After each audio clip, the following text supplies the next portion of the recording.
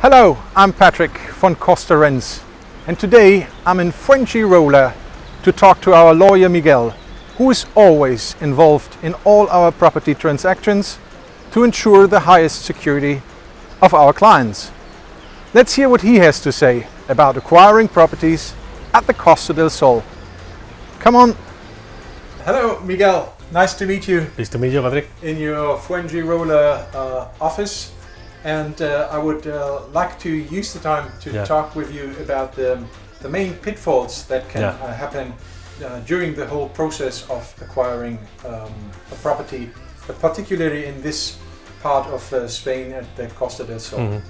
Well, really, the more important thing that we have to check is to check the land searching, to see basically if there are any char or anything that we have to worry about. But it's not only that, because sometimes the land searching is completely clean and there are other things to sell, to check. But the main point is always the land searching, because they're going to tell you the description of the property, the main encumbrances, and what problem we're going to have from the beginning. Okay, interesting. And when someone is interested to purchase a property in that area, how long does that usually take? How many months? Well, really depends. We have to see, depend on if the buyer has already what we call NI number, National Identification for Foreigners. Okay. Because if you don't have an NI number, you have to get one, and now the police station is giving appointment maybe in 3 weeks time, 4 weeks time, depending of how many appointment they have. Mm-hmm. So the main point is if they have NI number or not, or if they want a mortgage or not. Because if you have NI number and you don't need a mortgage, we can organize a transaction in 10 days. Okay. But for example, you need a mortgage. Now with the new Mortgage Act in Spain, there are a few things that you have to do. You have to go to the bank to sign a document. After, you have 10 days to think about the condition of the mortgage. Mm-hmm. And after that 10 days, you have you can sign the completion and you can sign the mortgage. Okay. So at the end, if you have everything NIE and you don't want a mortgage, you can do it in 10 days. But if you need the mortgage and the NIE, normally it will be 2 months. Okay. So it really depends on your individual situation you at the moment in.